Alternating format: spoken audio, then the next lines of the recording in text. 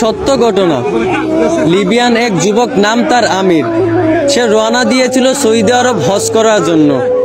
এয়ারপোর্টে পৌঁছানো মাত্রই তার নামে একটা সমস্যা হয়েছিল, আর এই সমস্যাটা সমাধান করতে করতে প্লেনের দরজাটা বন্ধ করে দেওয়া হয়েছিল। পাইলটকে অনেক রিকোয়েস্ট করা হয়েছিল যে দরজাটা খোলার জন্য, কিন্তু পাইলট দরজা খোলার অনুমতি দিলেন না। অবশেষে আমিরকে রেখেই প্লেন উড়াল দিল।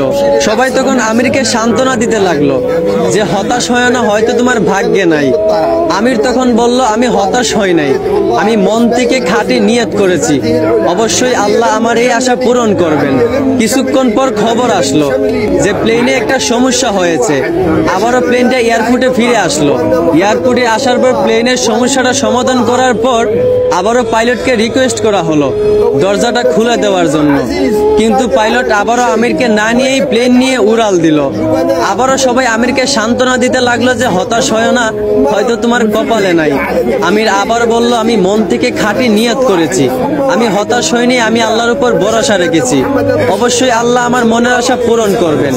কিছুক্ষণ পর আবার খবর আসলো প্লেনের মধ্যে আবারও একটা সমস্যা দেখা দিয়েছে। প্লেনটা আবারও এয়ারপোর্টে ফিরে আসলো। আবারও প্লেনটার সমস্যার সমাধান করার পর এবার পাইলট নিজেই বলল, আমির কোথায়, দরজা খুলে দাও। আমিরকে না নিয়ে আমি প্লেন নিয়ে উড়াল দিব না। তারপর প্লেনের দরজা খুলে আমিরকে প্লেনে উঠানো হলো। তারপর কোনো সমস্যা ছাড়াই প্লেন উড়াল দিয়া চলে গেল। পুরো বিশ্ব এই দৃশ্য দেখে অবাক হয়ে গেছিল। আসলে এইখান থেকেই বোঝা যায় যে একজন মুসলমানের খাঁটি ইমানের পাওয়ার কত। এইখান থেকেই বোঝা যায় যে আল্লাহর উপর ভরসা রাখলে অবশ্যই আল্লাহ সহায় থাকেন। আশা করি বুঝতে পারছেন। ধন্যবাদ।